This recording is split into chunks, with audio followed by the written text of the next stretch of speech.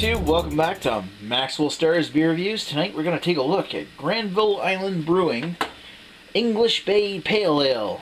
It's good to be here. Established 1984 in, where's this from? Vancouver, BC.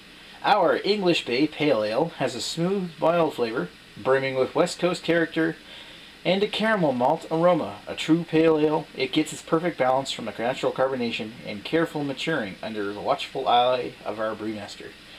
This particular beer was picked up in Nova Scotia by my friend Heistel Mighty. He was down there over the last little while for medical reasons, for a family member.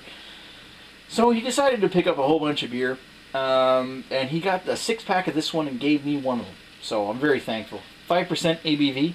Why don't we take a look? I'm going to use the BB for this. Screw offs. Screw offs. Holy cow. That's dark. Like for a pale ale, like pale ales have been traditionally, they got their name, and I've explained this before, pale ales have gotten their name basically because, I mean, all that existed before it were stouts and porters. And when it came to the pale ale, they were generally called pale ales because they were much paler than your typical stout or porter. And this one is no exception. There's hardly any head, no real head retention, but there is a nice amount sticking to the sides of the glass. It's got like a copper brown appearance, maybe slightly amber. To get back to the topic of pale ales, because they found new methods of roasting the malts, which ended up giving the malts, like, still getting that sweet beer flavor from the malt, but making them less black, to be totally honest. Yes, I've had a few beers, if you're asking me. Anyway, so this one here is actually quite dark for a pale ale. I mean, when it comes to a pale ale, I guess the biggest one that comes to mind when I think pale ale is Moosehead's Pale Ale. When I think of pale ale, this is actually really quite dark, and it's actually quite like ruby brown. That's fascinating. I actually really like the look of that. Let's give it a sniff.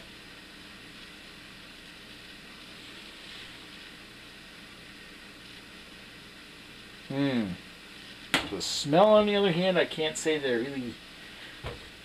really think of much of.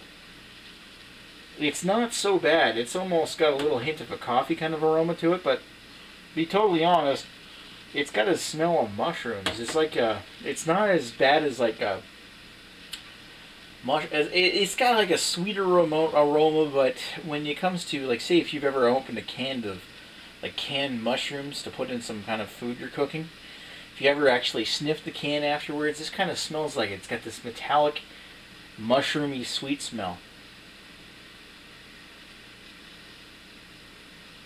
with a hint of brown sugar. So it's got some saving grace where it's got this nice little bit of a Gesundheit. It's got this nice little bit of a brown sugar smell to the back of this really canned mushroom kind of sniff. Whole new phrase. Anyway. That doesn't smell too bad, to be honest. I mean, you can get over the mushroominess of this. It's not like the Amsterdam 86 I drank, where it smelled like a friggin' can of mushrooms. So much that I couldn't drink it. This one here got a nice red fruit / brown sugar aroma. I like it. Hang on, let's get to the taste.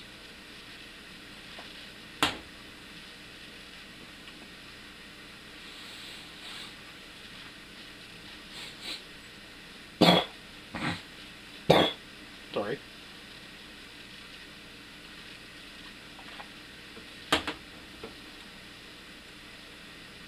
So while a little of the mushroominess carries into the taste, for the most part you get this herbal hop note, as well as this gentle brown sugar sweetness, and perhaps a little bit of a toasted grain quality. And you also get this little bit of a fruity sour, not incredibly a lot of it, got a little bit of like a fruity sour note, along with the hop note that sticks in and lingers a bit in the back of your tongue. So very much so, it comes off as having this copper coin in the mouth kind of taste. Like you were sucking on a penny. But it's fairly, like, when it comes to, like, say if I were comparing this to Moosehead's Pale Ale, if you've ever had that, it's much more intense. But at the same time, it's not like it's a high IBU beer. It's not very strong in the bitterness quotient. And it's not too sweet. It's got this brown sugar taste, red fruit taste, but it's not too sweet, where it's actually got this nice gentle taste. That's really not a bad tasting pale ale.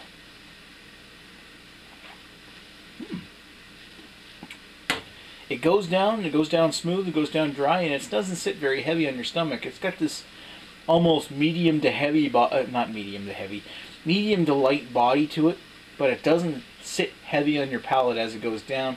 It dries out a little bit, but it does leave a little bit of a wetness in the back, so it's not like it disappears right away. However, served ice cold, I imagine this would be really good. Alright, I'm going to sit down with this one for a bit, and I'll come back with some thoughts. Be right back.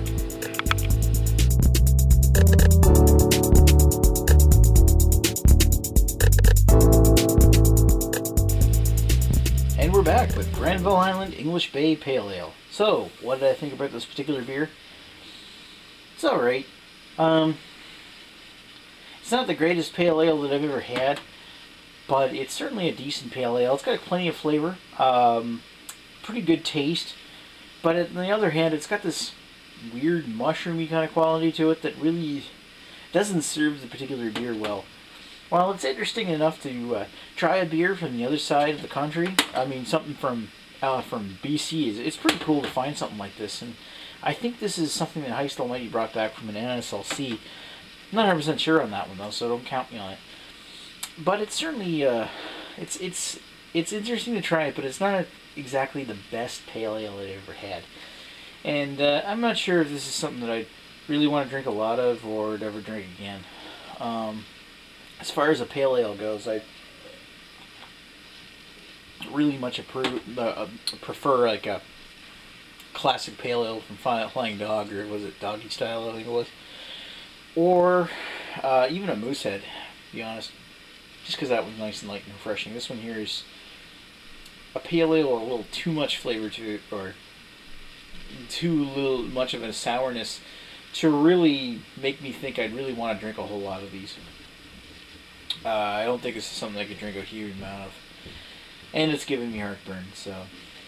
Anyway, I'm going to give this one a 3 out of 5.